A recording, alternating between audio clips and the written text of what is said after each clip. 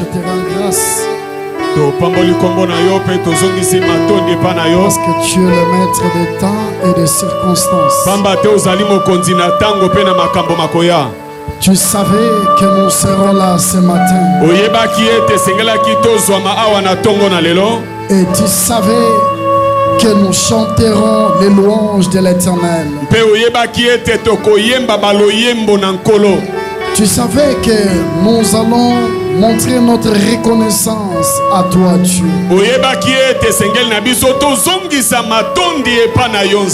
Et tu savais que nous allons écouter ta parole. Parle-nous. Enseigne-nous. Merci éternel.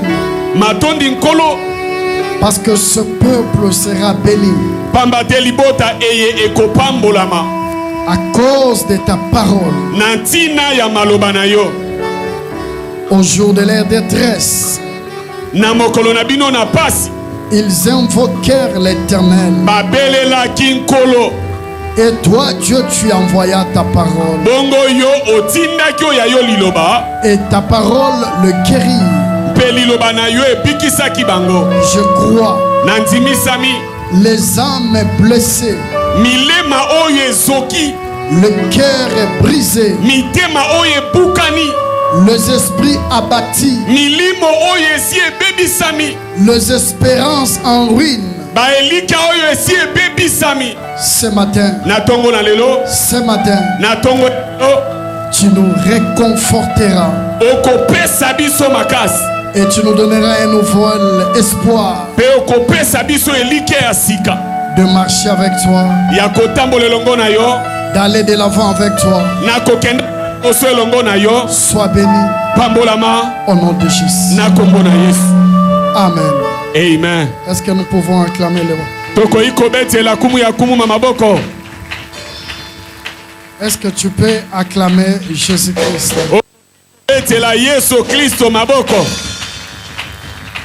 Merci, que Dieu vous bénisse. C'est notre premier dimanche du mois de mars. Curieusement, ça tombe le 7e jour. Or, c'est au 7e jour que l'homme aille adorer Dieu. Et nous sommes là pour adorer notre Dieu. Gloire à Jésus-Christ. Nous venons de traverser 2 premiers mois de l'année.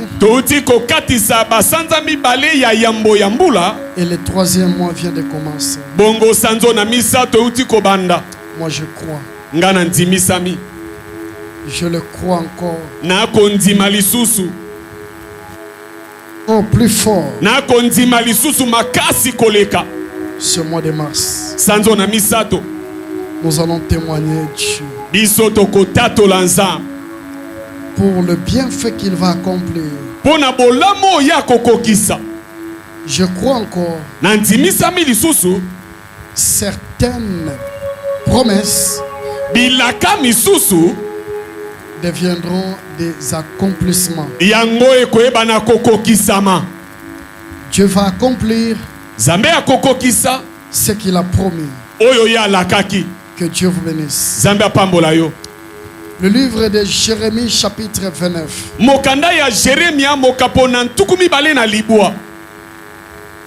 Jérémie chapitre 29. Le 11e verset. Le livre de Jérémie. Le chapitre 29. Et le 11e verset. Si vous y êtes, nous pouvons lire. Nous tombons dans le piège de l'ennemi. Le diable nous amène à pécher.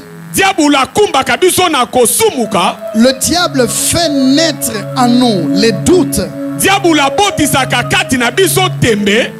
Lorsque nous ignorons que nous faisions partie des projets de Dieu.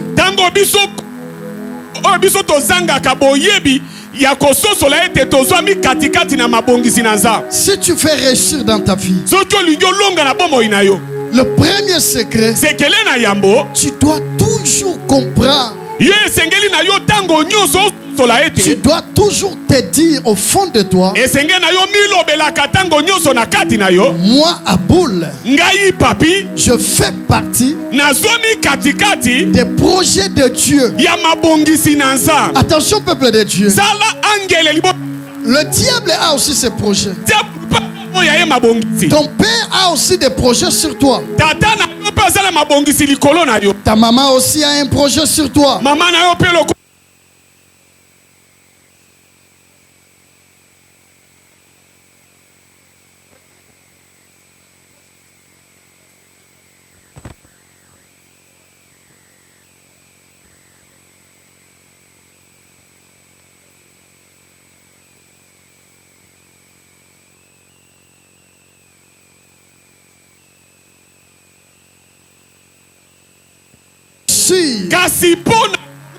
Ne te laisse pas sur le projet de tous ces gens-là. Mais sois sur le projet de Dieu. Car Dieu dit, j'ai un projet de paix, un projet de bonheur. C'est-à-dire, moi, Aboul, tel que je suis, quel que soit ce que je vais rencontrer dans ma vie, je dois me dire, moi, je ne fais pas partie de ces projets.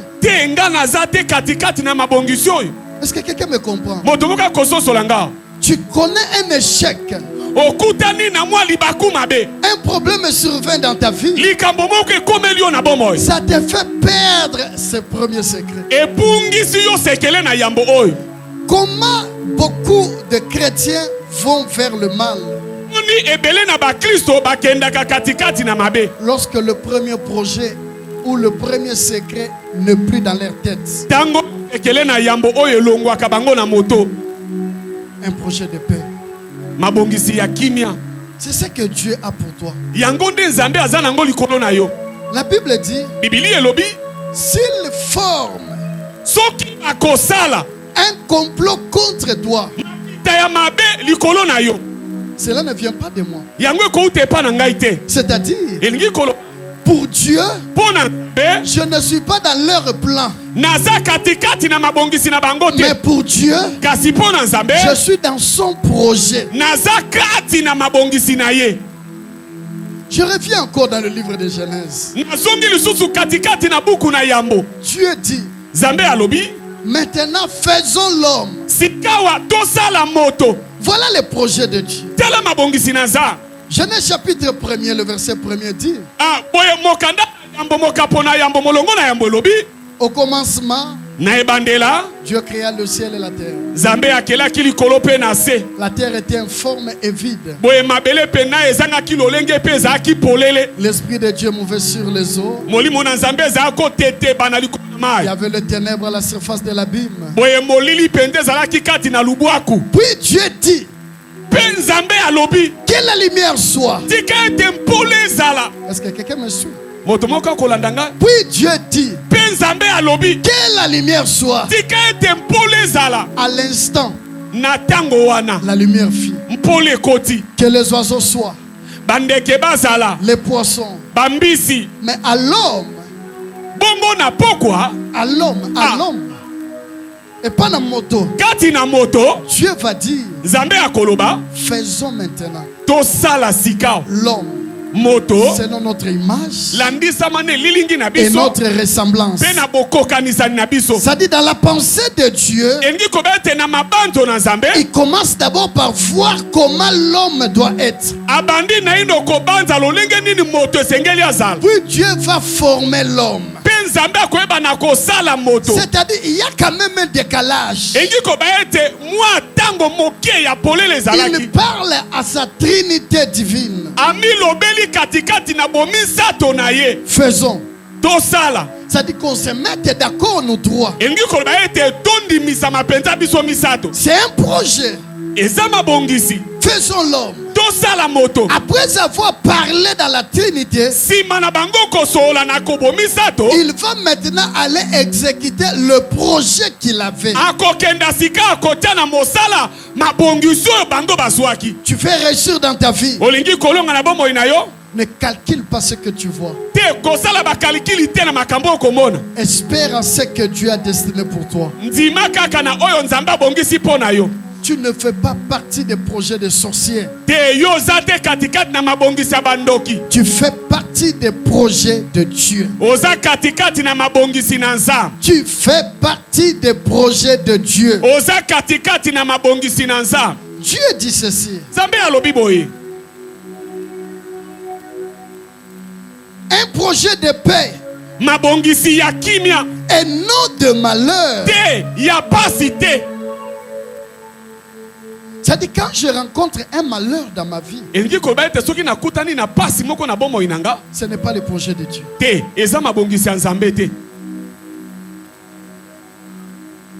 Beaucoup s'arrêtent à cause d'un événement qu'ils ont rencontré. Non, tu ne peux pas t'arrêter. Oui, le malheur est arrivé. Mais ce n'est pas ça le projet de Dieu. Non, j'ai connu un échec. Mais ce n'est pas ça le projet de Dieu.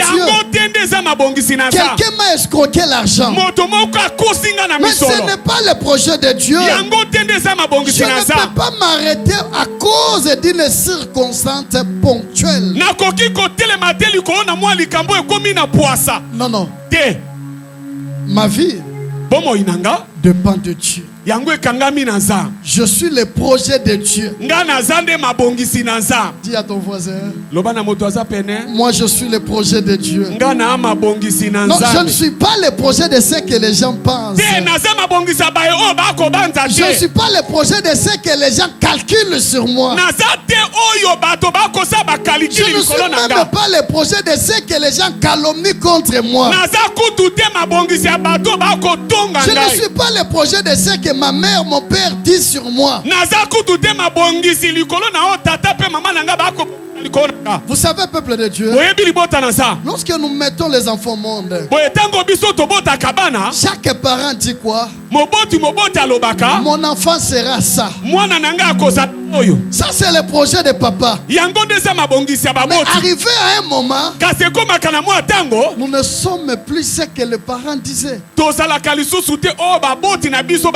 le résultat de montrer que nous faisons partie du projet de Dieu. Moi quand je grandissais, si je parle avec mon père, je disais pilote. Et mon père me disait oui, tu seras un grand pilote. Un jour on voyageait. Il avait loué un petit porteur. Nous quittions Goma pour Bukavu. Nous n'étions qu'en famille avec le pilote. Je suis allé me mettre en train de regarder le pilote. Et qu'est-ce que mon père va me dire? Tu seras comme hein? Tu me prendras aussi à l'avion comme Voilà le projet de mon père. Mais aujourd'hui, voilà le projet de Dieu. Je suis le pilote de la parole de Dieu. C'est-à-dire, je ne suis pas pilote de l'avion, mais pilote de la parole de Dieu. Le projet de Dieu finira par emporter sur ta vie. Même si aujourd'hui tu es victime des injustices, de problèmes, de déceptions, des échecs, il faut te dire, moi, je fais partie des projets de Dieu.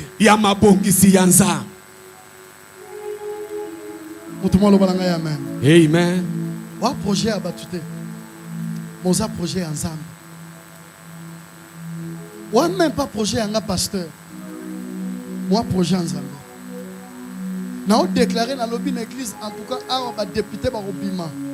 Maintenant, sur le projet ensemble, on a député Moza, un grand homme d'affaires. On a une grande femme d'affaires. Mais moi j'ai déclaré, il faut être ma députée. Mon projet, c'est ça que l'église, le ministre va à la paix. Mais le projet de Dieu peut-être ministre était, mais président d'Azal. C'est-à-dire le projet de Dieu, c'est plus que tout autre projet. Alors pour réussir, tu dois te dire, je fais partie du projet de Dieu. À ceux qui sont venus en retard, nous parlons de 10 secrets pour réussir dans la vie. Deuxième secret. Je suis dans le livre de Josué chapitre 1er, le verset 8.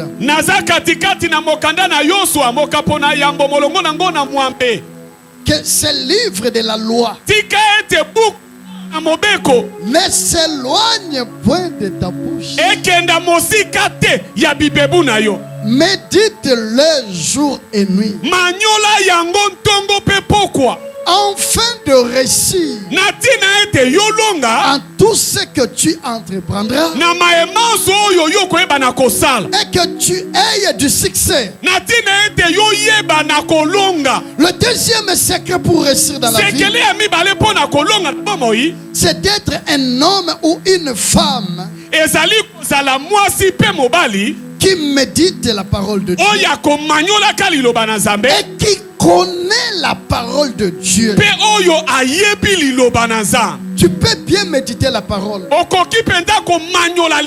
mais si tu ne connais pas la parole, tu vas tomber. Tu veux réussir, bien-aimé. Apprends à méditer la parole. Fais de cette parole la base, le code de ta route.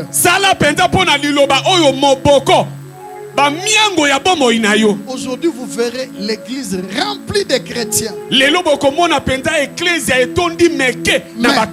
Mais quand il faut témoigner, c'est moins de chrétiens qui témoignent. Et les autres se disent, mais Dieu te regarde. Est-ce que tu médites sa parole? Nous sommes là, plein foule à l'église, pour chasser. Moto, na bengani, na bebisi. Mais est-ce que tu connais la parole de Dieu?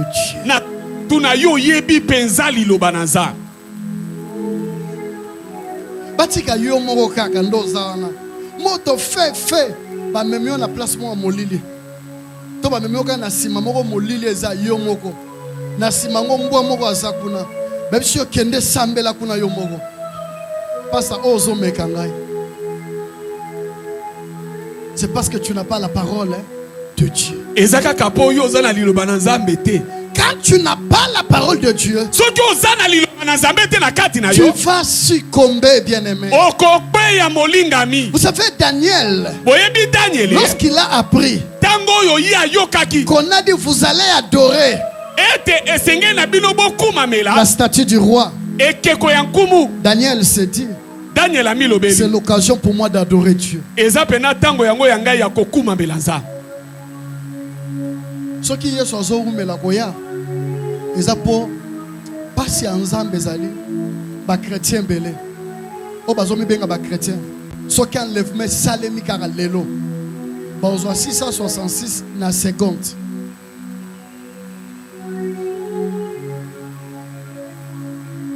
Nous on a posé kabelo ba teka $200. Muto azui caché wana to pese $20. Omoni kolia polia. Il faut aller à la hôtel il est lié. Jeune coûte un jour mon raté. Tu es sur 3 jours au lié. Ah, tu as 166 na osenga pardon. Pourquoi? Parce que tu es le balanzambe. Parce que tu es habité makambo nzamba sa le bela biso. Le fait que tu es habité, il y a un monde ça qui est chrétien, moi mon pépé mon chrétien ça nini amemami. Momu pepe mo ngana oya so église te. Babetsinga libaku. Ngana ensemble les soukunate. Les chrétiens commencent à changer des églises comme on change des habits. C'est parce qu'on ne connaît pas la parole de Dieu. Ba Kristo ba komi ko changer ba lokwa to changer kabilamba aka po ililoba na Nzambe te. Apprends à méditer la parole. Yekola ko manyola kaliloba. Tu réussiras. Okolonga. Dieu ne trompe pas. Nzambe akosaka te. Ça c'est Dieu qui dit à Josué. Awa Nzambe moto akoloba na. Non, ce n'est pas moi qui te prêche, mais c'est Dieu qui a parlé. Josué, que ce livre de la loi ne s'éloigne point de ta bouche. Il faut le méditer. Que cette Bible ne s'éloigne pas de toi. Il faut le méditer. Est-ce que depuis que la semaine a commencé jusqu'à aujourd'hui, est-ce que tu as eu même un jour de lire la parole de Dieu? Est-ce que tu as même la Bible avec toi?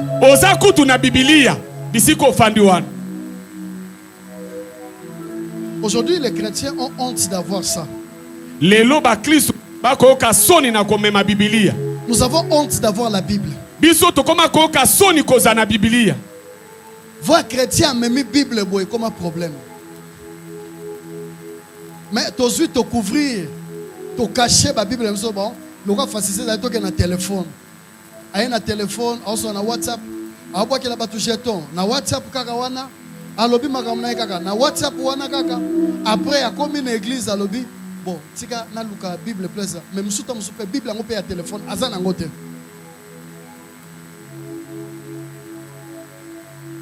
Ton voisin, veux-tu réussir? Veux-tu réussir? Médite la parole de Dieu. Troisième secret pour réussir dans la vie. Si tu veux réussir dans ta vie, ne marchez jamais en comparaison. Merci. Ne marchez jamais en comparaison. Sinon, tu ne découvriras jamais ta vraie identité. Ni tes potentialités. N'accepte pas la comparaison. Lisons 1 Samuel chapitre 17. Je lis à partir du verset 33.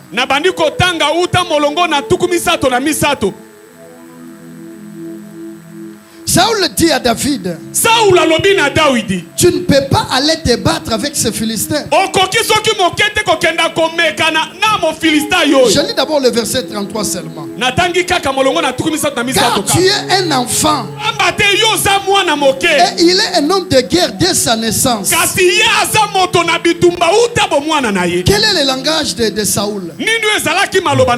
Comparer David à Goliath.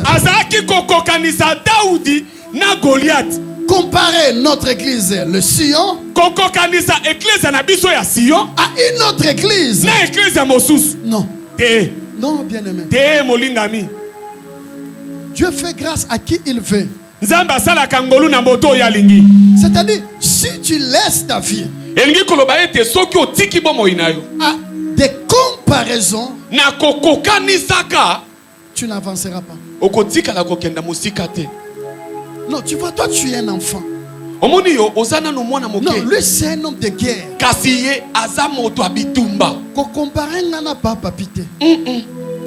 Moi je m'appelle Abou. Il s'appelle Papi. Atato là tu es la manenge moko metokukani karate. Yoka. Neti protocole. Petroni batelemina gloria. Omone tu la mamoko. Mais sauter na mon foulard à vert. Mon foulard qui est jaune, ce qui est ndengene. Il y a balangue et pili. Ah voilà. Mais il faut pas faire la comparaison. Que esengelite kokokanisa. Toki to là tu peux la mamoko. Tout le monde n'a pas bassi. Au monde attend sur la manne balatuana. Quoi faire et quand tu fais crayon ya vert. Mascara. Mascara. On habite le quoi jaune et quand tu fais mascara ya jaune. C'est-à-dire la vie. Si tu veux réussir, ne te compare jamais. N'accepte pas qu'on te compare. Vous voulez que votre foyer, votre mariage réussisse. Ne vous comparez jamais.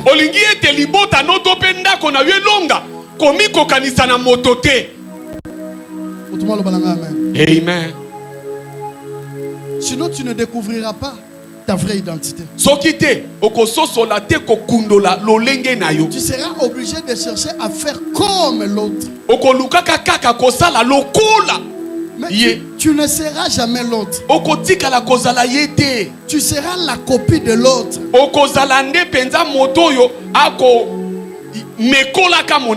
Moi, à boule dans ma vie, jusqu'à ma mort, je ne serai jamais la copie de l'autre. Na ozala ngai. Na koloba ndenge na nga.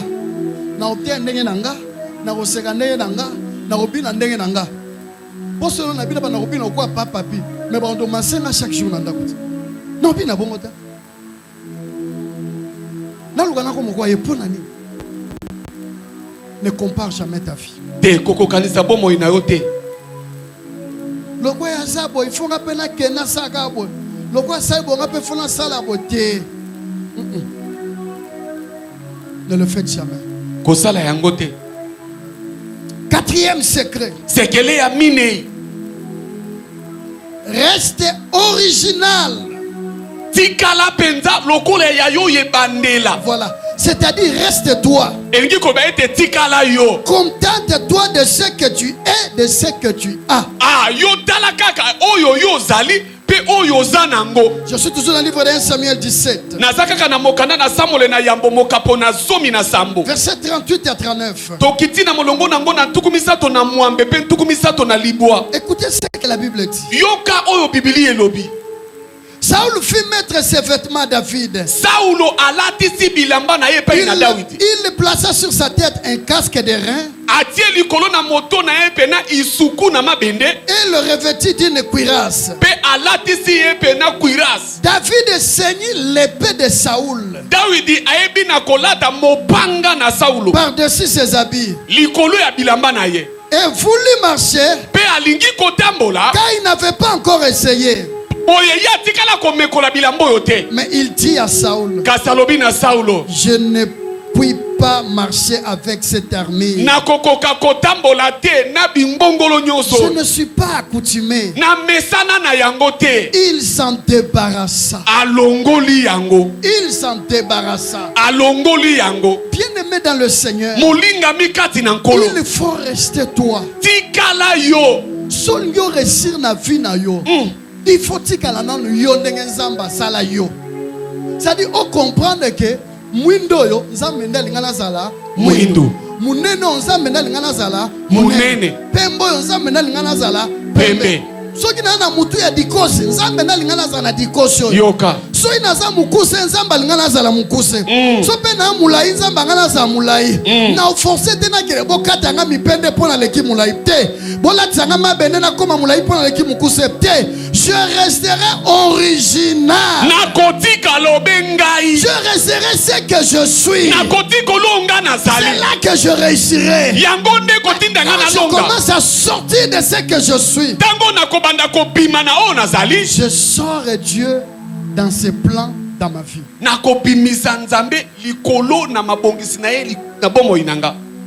David a essayé. Il a compris. Oh, eza yangate. Yangaite. Et le coup eza ya yote. O santika oyo eza yangate. Na bato ba kena ko defa bilamba. So azo tambola surtout so l'autre a défait sapato abato. Un aulingate abeta libaku. So na beti libaku sapato abato sali. Eko fungwama. Mbula so e beti banda 15h. A préféré abattre ma place moko ti 19h. Et lamba bato so e poli nana mbongo pressing te. Amen. Yabatu. Mais oyanga. Yangai. La Bible dit il s'en débarrassa. Bibilier lobi était à longoli yango. Débarrasse-toi de ce qui n'est pas de toi. Longola katina yo nyuso ezaya yo. Si tu veux réussir, Zoko lingi kolonga. débarrasse-toi de ce qui n'est pas de toi. Longola nyuso ezaya yo te. Ozalaka na bizaleliwana, tosu bizaleliwana. Wapi? Peut-être déjà pour moninga wana banda bokoma na ye. Nda memela yo makanisi ya kosani ni ya kotonga ka. Lokwa memi makanisi otonga, il faut sani ni se débarrasser na ye. Longola bitonga tonga. Il faut te débarrasser. Esenge no kolongola yango. Nous cherchons Dieu. Toko lukanzambe. Mais nous sommes l'obstacle qui nous empêche à voir Dieu. Kasi toza ebaka o eza ko pekisa biso ya komona sa. Parce que nous ne voulons pas rester original. Pamba te tolingi kotika la biso te. Toza la biso. Zala yo. Sama kamdenge na yo. Te omoni kutu boy te. Nanga. Na otika la kanga. Quelqu'un me dit Amen. Amen. Quelqu'un me dit Amen. Amen. Cinquième secret. Sekele ya mitano. Pour réussir dans ta vie. Pona yono olonga na bomoy. C'est l'humilité. Ezali kozala na bopolo. L'humilité. Kozala na bopolo. Il faut être un homme humble dans la vie. Esengeli na yo kozala mobali pe mwasi aza na bopolo. Tu sais, si tu n'es pas humble dans ta vie, Oyebi soki ozangi bopolo na kati na yo, tu ne réussiras pas. okotikala kolonga te. Proverbe 15:33. Mokanda na masese mokaponango na tukumi bale na misato. Proverbe 15. Mokanda na masese mokapona zomi na mitano. Le verset 33. Molongo nango na tukumisato na misato. La crainte de l'Éternel Kobanga nkolo enseigne la sagesse. yango elakisaka bwanya. Hey! Pe L'humilité kozala na bopolo précède la gloire. yango yaka liboso na nkembo. L'humilité Komikitisa précède la gloire. yango yaka liboso na nkembo. Proverbe 22. Mokanda na masese mokapona tukumi bayi na Le mibale. verset 4. Molongo nango na minei. Proverbe 24. Mokanda ya masese 22. tukumi bayi na Le mibale. verset 4. Molongo nango na mine. Le fruit de l'humilité, Mbuma ya komikitisa de la crainte de l'Éternel, ya kobanga Nzambe. le fruit de cette humilité-là, Mbuma ya komikitisa wana c'est la richesse, eza bosui, c'est la gloire eza kembo, et c'est la vie. pe eza bomoi. Tu ne peux pas rester dans la vie sans kufa. Okoyi kolonga na bomoi na yo te soki oza moto kufa. Bato yo balongaka, ya bato bana bomoi. Amen. Bato bakufa basalaka sumate. Yo. Bakufa bamataka transporte. Bato bakufa basombaka bandako te. Yoka. Bato bakufa bamataka pe te. Bato bakufa babalaka te. Po basi bakufi. Mais moto aza na bomoi yenda kosa biloko wana. Mais balobi la vie c'est le fruit de celui qui a l'humilité. Balobi bomoi ezali mbuma ya moto ya yekola komikitisa. Et la personne humble Moto ya komikitisaka rencontrera la richesse, akokutana na bozui, rencontrera la gloire. akokutana na kembo. La gloire, c'est ça la réussite, bien-aimé. Kembo yango wana kolonga Quand molingami. tu es dans la gloire, Soki oza kati na kembo, c'est-à-dire tu as réussi dans la vie. yango koloba ete yo longi na bomoi na yo. C'est l'humilité qui précède cette gloire. Boye pamba te komikitisa nde yaka liboso La na kembo wana. réussite vient après avoir travaillé. Abongo kolonga eyaka sima na yo kosala Mais mosala. cette réussite-là Bongo kolonga wana vient de l'humilité. eutaka nde na komikitisa. L'humilité. Komikitisa. L'orgueil précède la chute. Lolendo nde yaka liboso ya kokweya. Vous savez, Philippiens chapitre 2, Philippiens mokapona mibale. le verset 6 à 11, vous allez le lire à la maison. Boyeba na kotaka ndako molongo nango na moto bakitati na zomi na moko. La Bible nous parle de Christ Jésus. Il était Dieu, mais il s'est humilié. Pourquoi il s'est humilié? Parce qu'il savait une chose. Le fruit de l'humilité, c'est la gloire. Tu veux réussir dans ta mission. Apprends à être humble. L'orgueil ne paye pas. Vous savez ce que l'orgueil fait? Il fait deux choses. Premièrement, l'orgueil éloigne de nous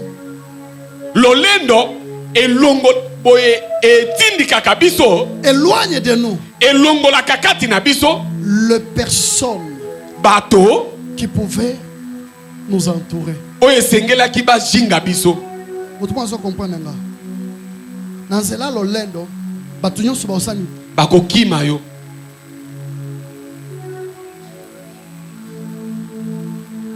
deuxième chose, l'orgueil éloigne de nous les promesses de Dieu. Quand tu as l'orgueil, mais Dieu va éloigner ses promesses de toi. C'est Dieu qui a établi Saoul comme roi. Mais à cause de son orgueil, Dieu a éloigné de lui les promesses qu'il avait sur lui.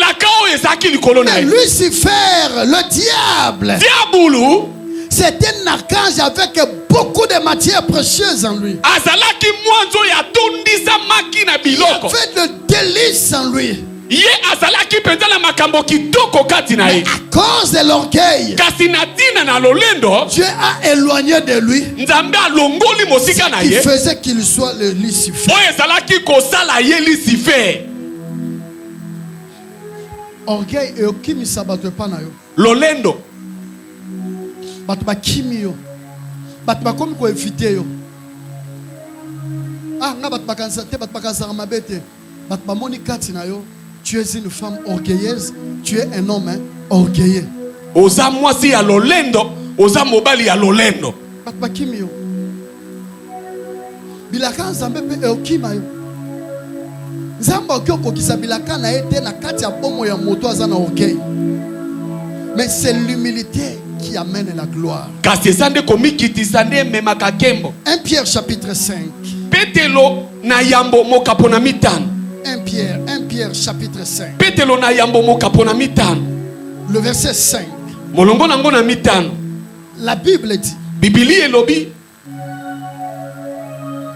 De même vous. Nabongo bino.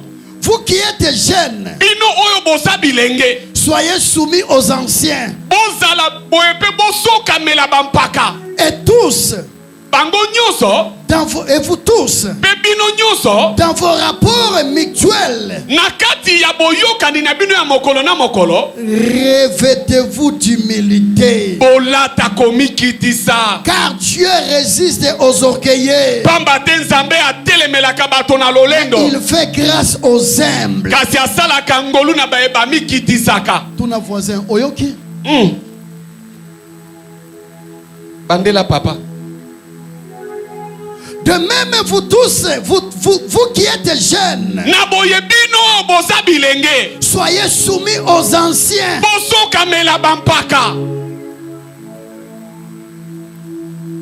Le respect. Mais ici, je peux dire, savoir respecter celui qui est plus âgé que toi. Moi, cet homme ici, ingénieur. Papa ingénieur. Il est plus âgé que moi. Mais il m'appelle toujours papa. Parce que je suis pasteur. Est-ce que de mon côté, je dois me dire, parce qu'il m'appelle papa na nyataye. De même dans mes pensées, Je me dis, il est plus âgé que moi. Comme il est plus âgé que moi, je lui dois aussi le respect d'un aîné. C'est ça le respect mutuel. Est-ce que moi je comprends? Amen. Banebele batu baloka bango, batebele vina bango elokama na papa te, na mama te, na ndokipe te, mais na yaya moko, tope na papa moko, oh ya salaga mabe, oh ya makaka respect. Papa wana zanem dokite, mais liloba nzambe nde ekokisami parce que tu as manqué de respect à celui qui est plus ancien que toi. Ozangi botosi na moto ya leki yo na mbula. Attention. Salangele. Dieu résiste aux orgueilleux. Nzambe atelemela kabato na lolendo. Mais il fait grâce aux humbles. Kasi asala kangolu na beba mikitisa. Nous voulons que cette église aille de l'avant. Tolingi et église awe kenda liboso. Cultivons l'humilité en nous. Ah, toye kola pena koza bato na komikitisa. Ayons l'humilité entre nous. L'orgueil ne paye pas. Ça ne payera jamais. À ceux qui me suivent en ligne, ce n'est pas parce que vous êtes en Europe. C'est pas parce que vous êtes dans des pays africains. Et vous allez vous dire, attention. Salangele. Bangala balobaka na lisese moko mokili ngonga. Mbanga taba. Ngonga ki ebeti koto nga. Yeba ke so ebeti nga koto e otika la koto te. Yoka. E go so na pe obeta koto. So ebeti koto yo. Ko sepela na nu nyonso te yeba ke ngai pe na osani ni na ko sepela. So ebeti e pa na yo ko finga ngate. Yeba ke nga pe na osani ni na osepela. Attention. Attention. Kiko bande pa na yo. Mais c'est le kosuka nde pa na ye. Alors so e bande pa na yo, comment na wana pamba te, ayez l'humilité. Zalana komikitisa. Sinon un jour, so kite mokolo moko, tu auras honte. Okoyoka soni. De regarder la personne que tu as humiliée. Yakota la moto yo yokisaka soni. L'humilité. Komikitisa. Cinquième secret. Yangonde sekele ya mitano. Pour réussir dans la vie. Pona kolonga na bomoy. Sixième secret. Sekele ya motoba. Si tu veux réussir dans ta vie, il faut toujours discerner. Tu sais, ce sixième secret, il faut vraiment l'encercler.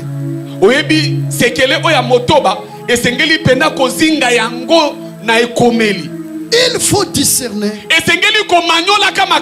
avec qui partager sa vision, avec qui parler de son problème intérieur. Cette personne doit être la personne capable de s'y adhérer dans ta vision.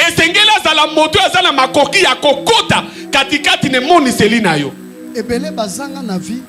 Parce que ba discernate nanani na kobeta liso lisolo nanani na koyebisa ye makambo na ngai mutu nyonso a mutu akobetela lisolo te yoka mutu mosusu obeti lisolo ntango baluki abi eza ba orgueil angalakisaka yenda aza nango yoka makambo mosusu fo otala nanani nayebisa. Et dans la Bible, les personnes qui ont réussi, ils ont réussi parce qu'ils ont choisi les personnes capables de comprendre leur vision.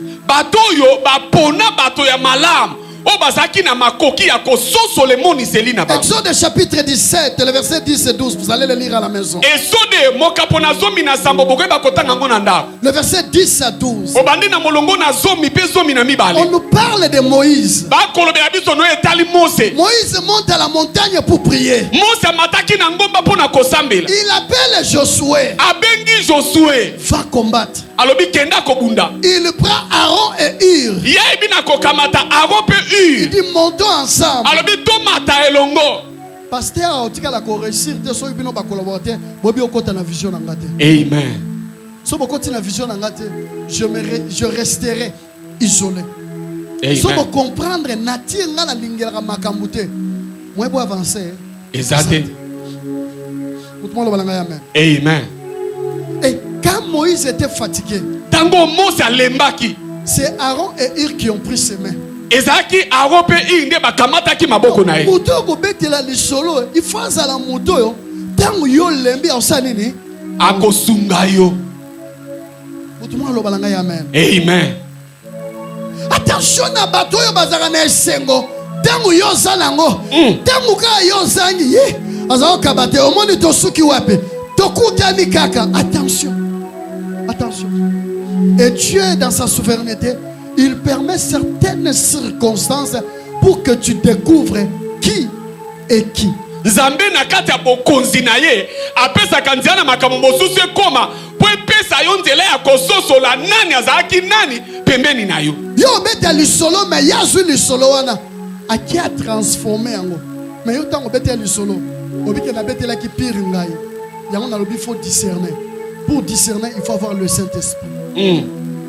Yekola kososola nani oyo kosola kana bongo pona ko yekola kososola malamu esengeli kozana molimo musantu. Si tu n'as pas le Saint-Esprit, au commettre des gaffes, au bête la mutumusou le solo, abaniko sekayo. Yoka. Mais ali abala, au moins de crise n'est commis. Ah, vanda kuna. Yekola. Nanyo sola nae. Juge chapitre 7, le verset 10-11. Vous allez le lire encore à la fin. Zuzi mokapona sambo molongona.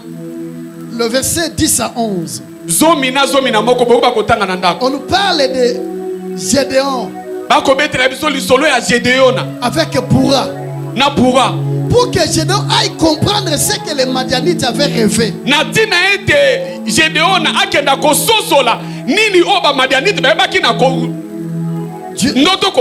Dieu lui a dit, prends Pourra. Pourra, c'est important dans la vie. Pour azali oyo soki amoni akoloba soki yo yebisi loba. Vous devez comprendre nga. Et on musubo tambo ina amoni avani kaka tambo kaboni akabani ko beta lisolo. Attention. Mais c'est prophète Bob Sabiso, c'est lui qui a beaucoup d'amis. Il les a pour son malheur. Yes. Moto azana baninga epele. On peut avoir des camarades, mais des amis. Mokomi balé sifi. Obike oyo moninga nanga. À qui nous partageons. Je peux parler à Sani, à Bombanga, à Sunganga. Mais attention, na moto yo lobby, donc au kabwani, ah tika. Ewa ndenge nae. Mais tant yo betaki. Tant que je pas papier, monsieur rappelle si on pense tant que monsieur quitte. Mais tant ok, à pour ça, na tina kio. Avant d'anae, attention. C'est pourquoi il faut discerner. Même notre Seigneur Jésus-Christ, il avait plusieurs disciples. Il avait 12 disciples. Mais pour aller dans l'intimité des secrets révélés de Dieu, il montait avec combien? 3 personnes. Pierre, Jean et Jacques. C'est moi je comprends là. Il y a beaucoup de Yesu. On a des disciples belés. Mais pour matin dans montagne de transfiguration, azoka Pierre, Jean, Jacques. Mais tant soit dans le place fou les ali. On a 12. Avec quoi on a 12. Mais so il y a kota na babozino ya ba sacerdoce mususu. Abenemi sato. De fois que me lobel mais en tout cas mais passer à Boulier au moins la ka vana mami bokombe de falobi bobo. Je donne un exemple. Pourquoi qu'elle sert ma mine de passer à dire qu'elle sert même point. Pourquoi qu'elle aille? Attention. Attention. Peut-être c'est une Jacques pour moi. Ouais, et puis que ce qui a monnaie. Son aïe si kolobate. Ah kolobate. Comment on a été à ma baie? Mais comment on a le mystère de Dieu? Lisons seulement Marc chapitre 5. Marc chapitre 5. Marc mo kaponamitan. Le verset 35 à 40. Molongo nango na tukumi sato na mitano penti tukumine. Je suis en train d'enseigner aujourd'hui. Elo nako lakisa na tongo lelo. Je dois vous donner beaucoup de versets. Esengeli na pesa milongo ebele. Avant qu'on les lit, Yambo ete totanga yango. Écrivez Marc 9 chapitre 9 verset 2. Boko mamala komo kapo na libwa molongo na mibale. Écrivez Marc chapitre 14 verset 32 à 34. Malako mo kapo na zomi na minei molongo nango na tukumi sato na mibale mpe tukumi sato na mine. Voilà. Et là nous lisons maintenant Marc chapitre 5. Sika toko tanga malako mo kapo na mitano. Le verset 35 à 40. Bongo totanga molongo nango na tukumi sato na mitano tikino na tukumine.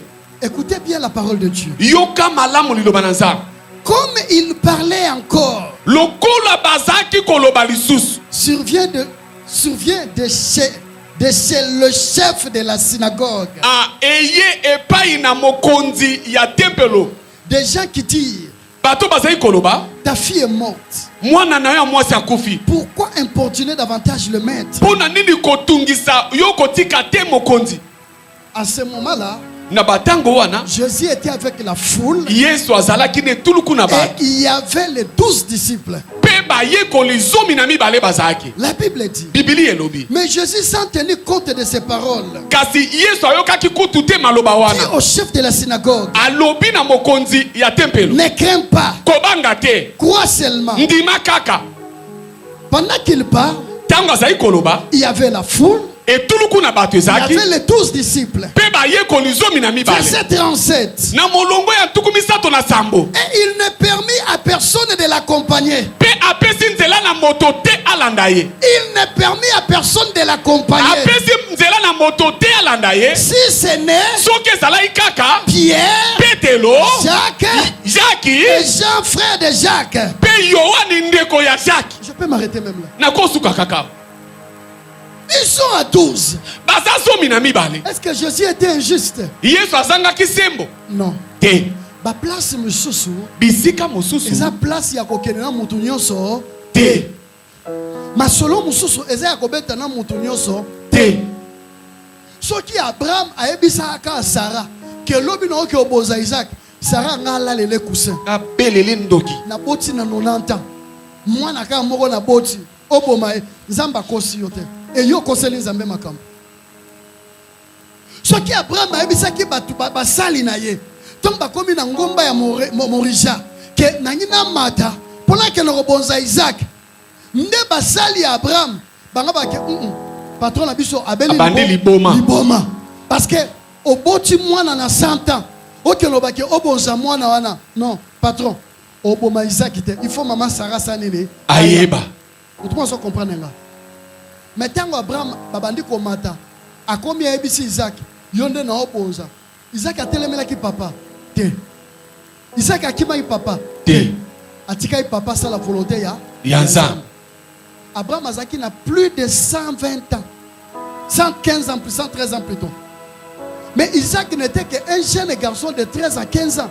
C'est-à-dire Isaac Azaki n'a mbangu kolekanani Abraham. Tala lelo papa azana ba 100 ans. Un vieux papa. Na jeune azana 13 ans babi ba ki mbangu na yoleka. Isaac pouvait fuir. Abraham a été, mais Isaac a mis tiki. Pourquoi? Parce qu'à comprendre, makambo eza makambo ya nani? Yanzambe. Est-ce que vous comprenez là, papa? Amen. Est-ce que quelqu'un me comprend? Attention. Discerne à qui parler. Discerne à qui donner ta confiance. Là tu réussiras. Septième secret. Avoir toujours une attitude positive. Merci. Devant les problèmes et devant le défi. Avoir toujours une attitude positive. Devant le problème et devant le défi. Ça c'est le septième secret. Notez bien, bien aimé. Ne considérez pas trop grand ton problème. Mais voyons plutôt cela comme une occasion auquel Dieu veut donner sa gloire.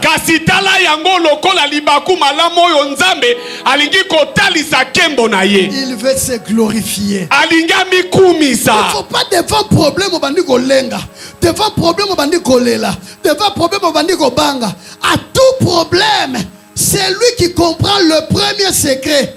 Quel est le premier secret? Le projet de paix, le projet de bonheur. Doit comprendre un 7e secret. Devant ces problèmes, devant ces défis, Zambalinya pesande lokumu na kombo na ye. Amen. Nous sommes toujours dans le livre de 1 Samuel 17. Là, le verset 32. Samuel na yambo mokapona zomi na sambo molongo nango na tukumi sato na mibale. Écoutez ce que David dit à Saoul. Yoka oyo David alobi na Saulo. David dit à Saoul. David alobi na Saulo. Que personne ne se décourage à cause de ces Philistins. Moto moko tabungisa makasi likolo na mo Philistins yo. Ton serviteur ira se battre avec lui. Mosali na yo kokenda ko bunda na ye. Est-ce qu'on comprend là? Pendant que tout le monde est découragé. Mais David est venu avec une attitude positive. Ayez l'attitude positive. Donc, ayez l'attitude positive.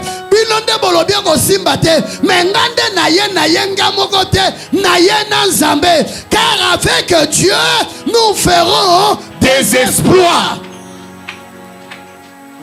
L'attitude positive. Devant des problèmes. Ayez l'attitude positive. Je suis dans la jeune prière de 12 jours. Mon fils Adriel malade dans le coma. Je le laisse à l'hôpital. Entre la vie et la mort. Mais je vais prêcher la parole. Je vais prier pour les gens. Après je reviens, je trouve l'enfant à l'hôpital. Je pars et prêcher. C'est le problème de Dieu. Moi je reste positif. Dieu m'a donné ce programme.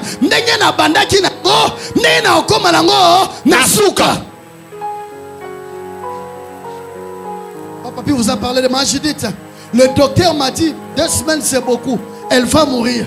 J'ai gardé l'attitude positive, bien-aimé. Pendant ce moment, tout le monde était dans le pleur, en train de trembler. Mais moi, je n'ai pas tremblé. Moi, je n'ai même pas fait couler une goutte de larmes. J'étais là. Je disais non, il n'y a rien. Je te l'imagine, j'ai dit ça va. On est là. Dieu est avec toi. Je lui ai dit, maman, tu es une sacrée de Dieu. Le docteur devant moi, il dit, elle mourra peut-être d'ici 1 semaine à 2 semaines. Je dis, non, c'est toi qui le dis. Elle ne mourra pas. Elle vivra. Le docteur me regarde. Il me dit, amen. Et cet amen veut dire, et ça le mabongo. Tilelo, et ça le mabongo. Parce que j'ai gardé l'attitude positive. Nous échouons dans la vie. Lorsque nous tremblons devant des problèmes. Je le crois. Et je suis sûr et certaine, cette année, nous n'en terminerons pas de locataires. Nous aurons notre parcelle. Nous construirons à Dieu. Je reste positive.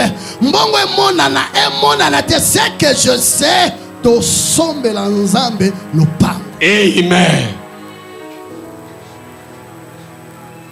David dit, Fanda. Vous savez, dans le livre des Nombres, chapitre 13,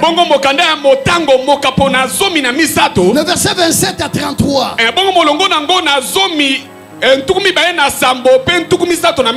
on nous parle de Josué et Caleb. Ce sont les 2 personnes qui sont entrées dans Canaan. Tous ceux qui ont quitté l'Égypte. Il y avait que Josué et Caleb. Mais tant que Bakei pour explorer Canaan, Batouana Nyoso, Moïse, toza okwa mabanke pa na bango Moïse te tokenda te Moïse tokende soto mekyo kende kuna Moïse akosasa biso ya kosasa. Mais Josué na Caleb atika na attitude positive. Balobi non, Zambazana biso. Tokene peto sanini. Tolonga. Moi, l'ensemble, je dois garder attitude positive. Ma qui ressemble à Simbate. Oh, la poigne. Oh, banga poigne. T'as la mise pas nani. Naza.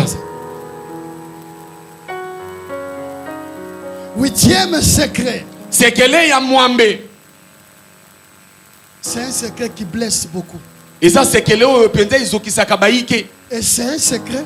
Et ça peut c'est qu'elle qui te garde une fois pauvre.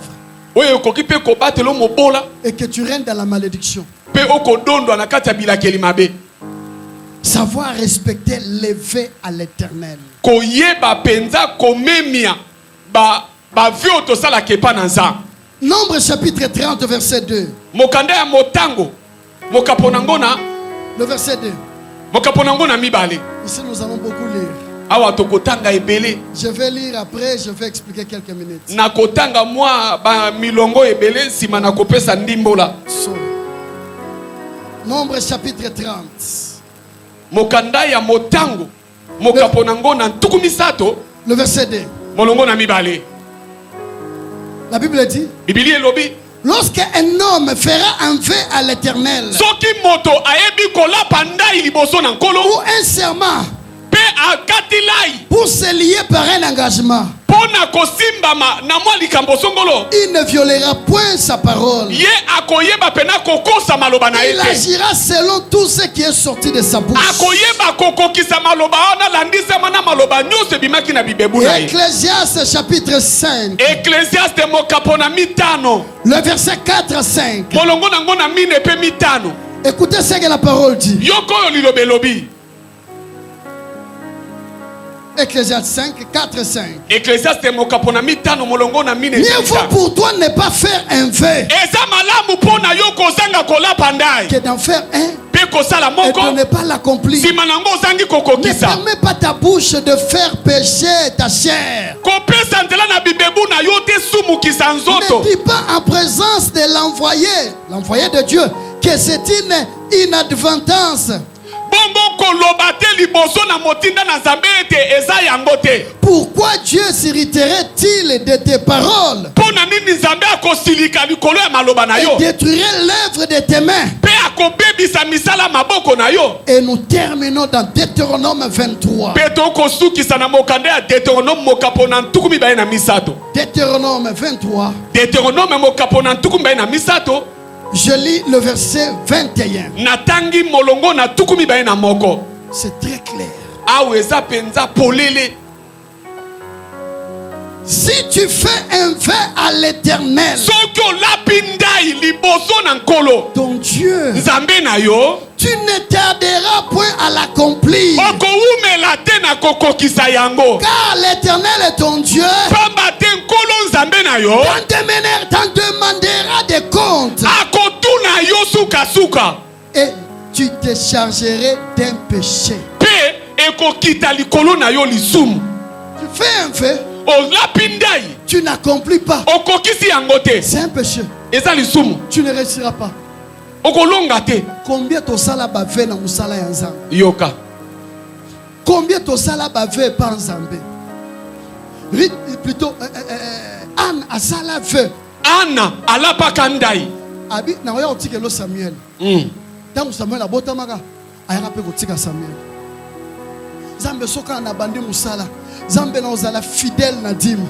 Nzambe so na bandi musala. Nzambe ba action de grâce. Ba biloko ba olobaka oyo to soma na to soma Nzambe e bakoloba kutu te pa pasteur. Ngamoko na kosa mais mukolo bandi musala. Nzambe fona soma bilamba. Oshini Nzambe. Ah Jésus. Respecter le vœu. Koyeba kotosa. C'est un secret de la réussite. Kotosa ba ngayo to salaka eza sekele ya kolonga. Yo ebisi Nzambe, Nzambe na kosabo osali yango te. Nzambe ngana kani na oselo bo osali yango te. Oza nini? Nzambe pambola o. C'est l'échec. Abi tu te chargerais de quoi? De péché. Alobi masumu ko kitali kolona yo. 9e secret. Sekele ya libwa. J'espère que je ne suis pas méchant. C'est la parole. Je peux continuer. Neuvième secret pour réussir. Sekele ya libwa pona kolonga. Dans ta vie. Na bomo inayo. Apprends toujours. Yekola tango nyonso. À aider les pauvres. Ya kosungaka babola. À aider ceux qui manquent. Ya kosungaka baeba kozanga. Proverbe chapitre 19. Mokanda ya masese molongo na zomi na libwa. Le verset 17. Molongo nango na zomi na sambo. Proverbe 19. Mokanda ya masese mokapo nango na zomi na libwa. Molongo na zomi na sambo. Écoutez ce que la parole déclare. Yoka oyo lilobe kotatola. Celui qui a pitié des pauvres. Moto ya yoka kababola mawa. Il prête à Dieu. À côté fisanzam. Bato bayaka lundi na prière ya lundi. Je crois va comprendre les kambo ya ko prêter. Celui qui a pitié des pauvres. Moto ya yoka kababola mawa. Il fait quoi? A defisa kanzam. Mutu moko te na sena mokilo a defisa rapport à la perte. To defisa rapport aux nini? Bénéfice. Ba pauvre. Bato bazanga. Baza canal ya bénéfice na biso panzanga. Bazali nzela ya lifuti na biso epananza. C'est moi je comprends. Amen.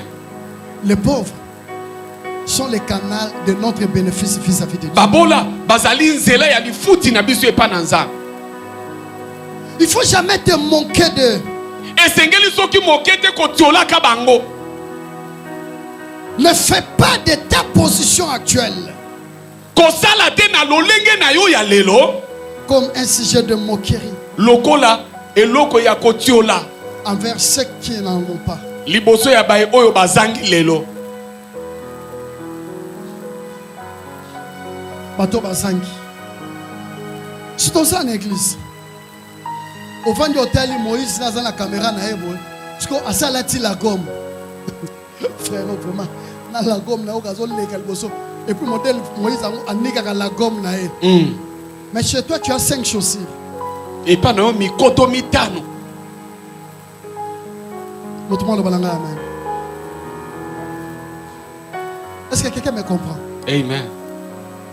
Le kono moi shi wana, sœur wana, maman wana. Oh yo talio monya zangi. Mais chez toi à la maison, et tu es là, tu m'écoutes.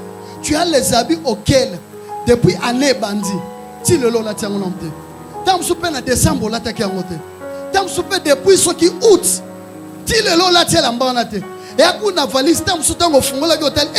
Et l'ambo ezala kaka. Mwana mutu mwa azana mi balé. Ocho la mi balé na yewana. Tam soupe azai même bon ok pas tailleur. Azu singa mwindo atongi na chemise ya pembe. Yo talie ocho sekae. Abipe otonga te tande singa mwindo zo monana. Tu ne réussiras pas. Okotika la kolonga te. Comment on a dit parce que on suit les lots. Oya zangi les lots. Yazana sena yo. Ana sena yo te.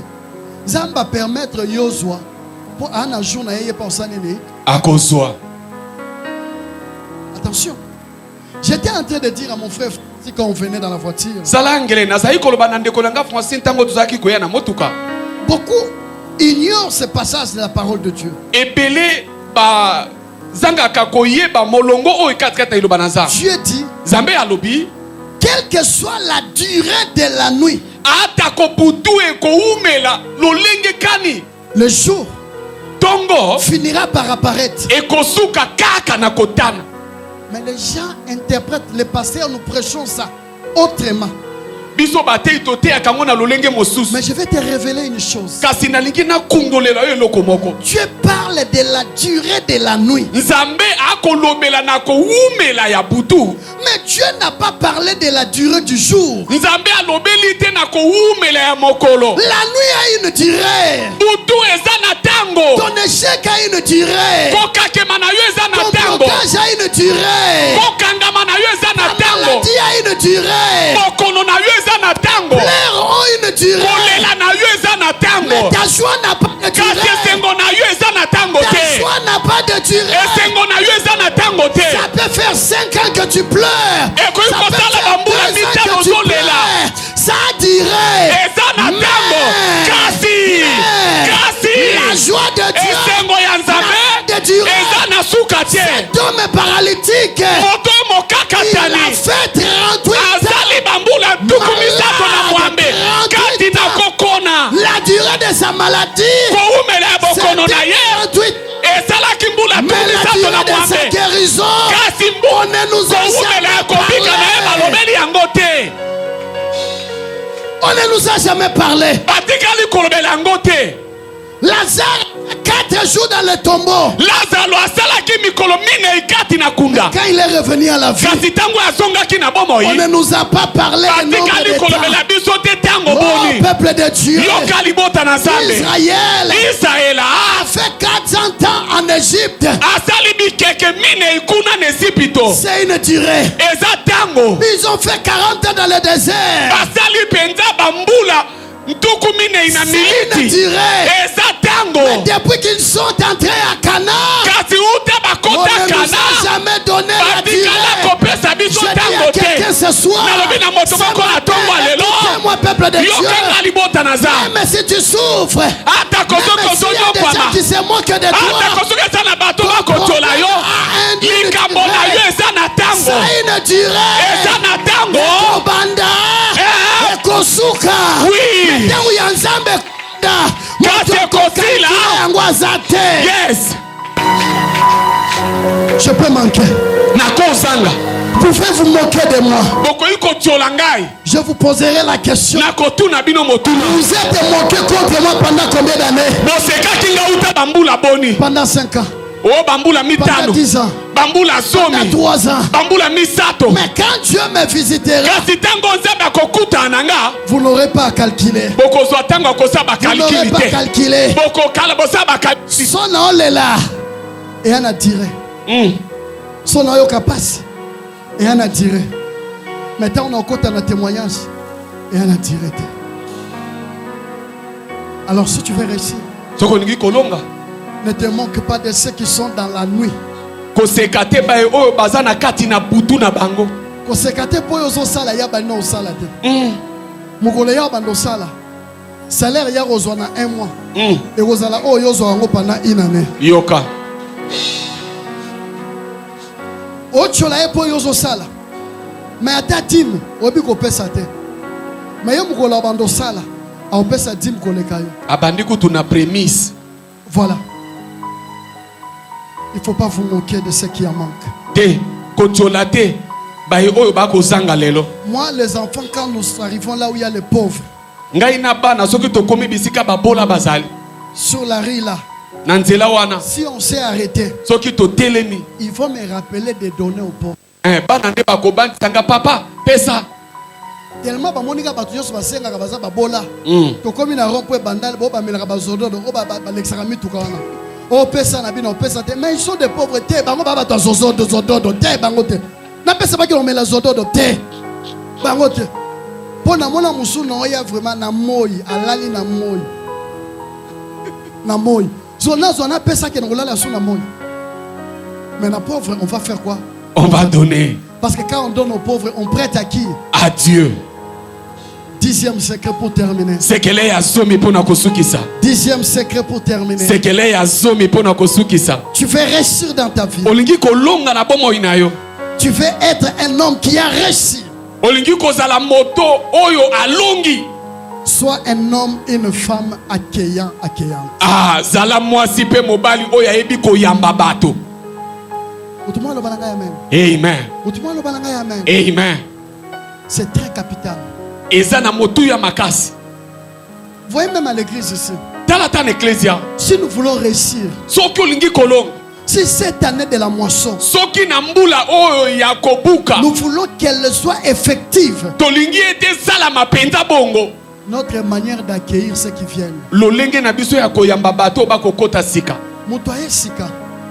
Tanga basi ba telemisie prière esili tanga soloka ba makukula tanga obima zo mutu osolisa ye azate boben nani bino na bino batu yakala mutu ana tanga otala bi église wana bazana ba coterie il faut na que na place ba sanene ba koyamba ngai. Est-ce que moi je comprends ngai ndako e yamba batu te ndako na pe pambo makate yoka.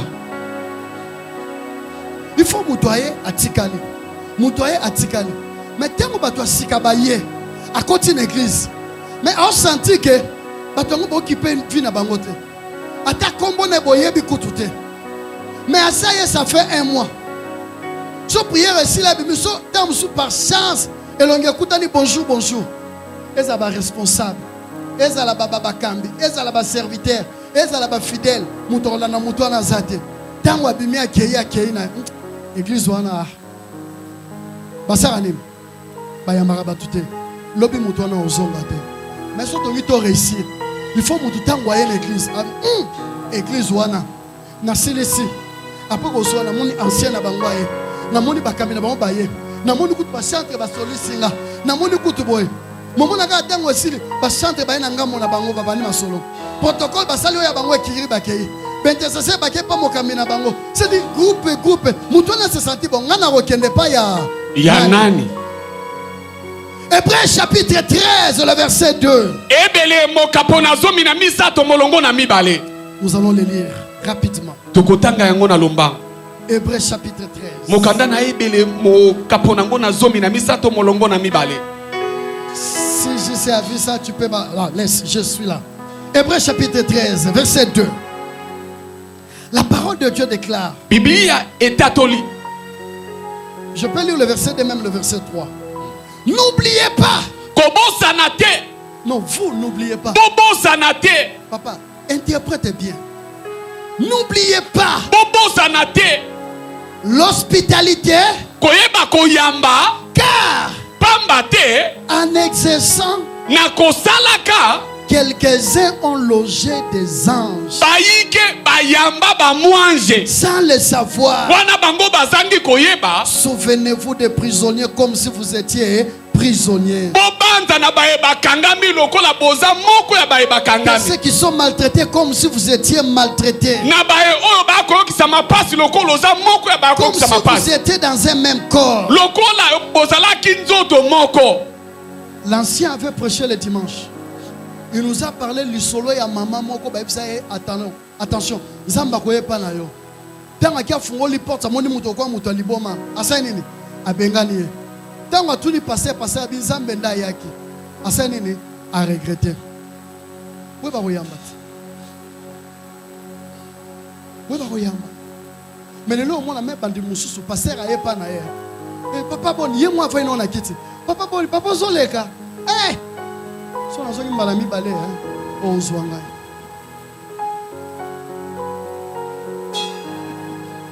Façon ya koyambela batu.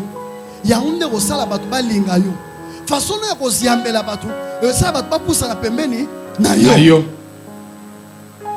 Bato bazalaki na hospitalité. Bafandisa ba ange pa na bango. Attention peuple de Dieu. Au moins quand to kota en église. To ya ko sambela kaka te to sambeli. Dieu envoie toujours l'ange de l'Éternel ici. Amen. Zambe na souveraineté na alati sa ange alati soto bo moto. Omona mutu moya ka akoti ata musu mutu ngo pende ndenge alati za bizarre. Omona protocole botali mutu ngo ndenge alati. Oya okota na kati te. Vanda libanda.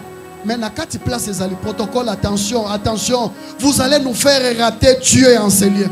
Zalangele protocole boko zange sabiso kokota nzambe na kati yao. Genèse chapitre 18. Genèse mokapo na zomi na mwambe. Tout le chapitre.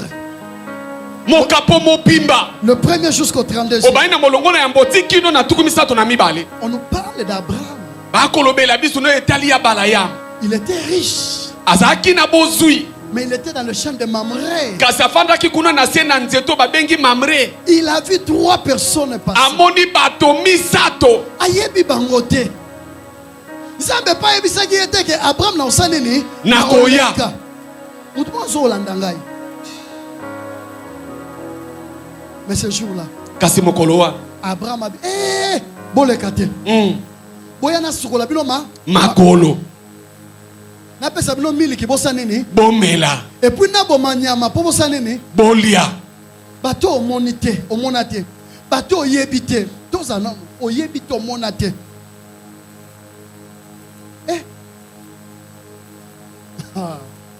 Quand tu n'es pas accueillant, tu ne réussiras pas.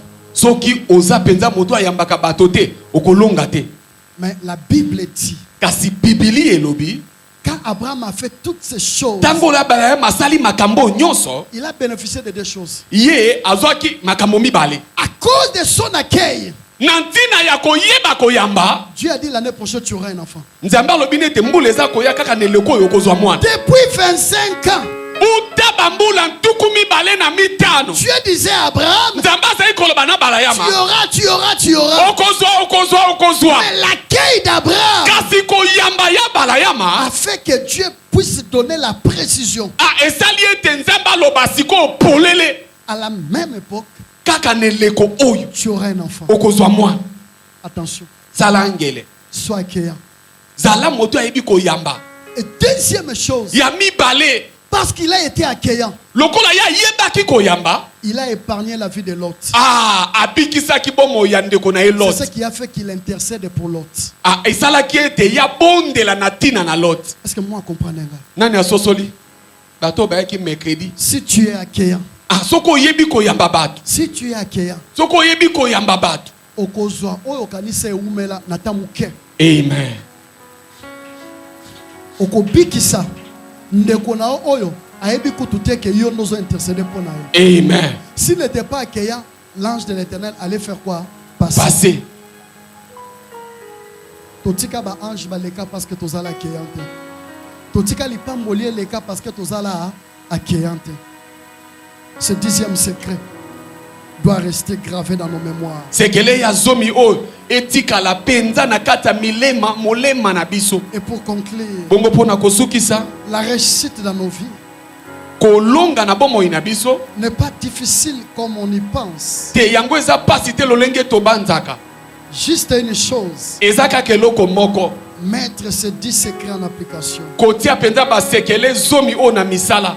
Tu seras un témoignage. Okozala litatoli. Et tu seras une référence. Pe okozala moto ba banda kotanga ka pe kotalaka. Que mon Dieu bénisse sa parole. Nzambe nanga apambola liloba na ye.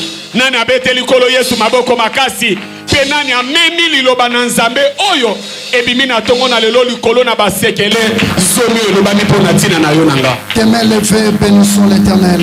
Maboko na o ya kotombwa na to pamboli kopo na kolo. Je te bénis Père éternel. Na pamboli yo tatan kolo. Je te rends grâce na zongisi matonde pa na yo pour la révélation de ce matin. Pona bimoniseli ya tongo na lelo. 10 secrets pour réussir. Basekele zomi pona biso kolonga. Nous prenons cet engagement. Tozui mokano oyo. Nous faisons ce veille Tozui bandai devant toi éternel. Liboso na yo kolo. Nous les mettrions en application Tokotiaka yango na misala afin de réussir. Natina ete tolonga. Cher Saint-Esprit, Molimo mosantu moninga mala. viens nous aider Yaka kosunga biso afin d'accomplir Natina ete tokokisa ces paroles maloba oyo dans nos vies. na bomo ina biso. Au nom de Jésus. Na kombo na Yesu. Amen. Amen. Nana beteli kolo Yesu maboko makasi bisusu koleka. Amen, amen. Tofani Nzambe.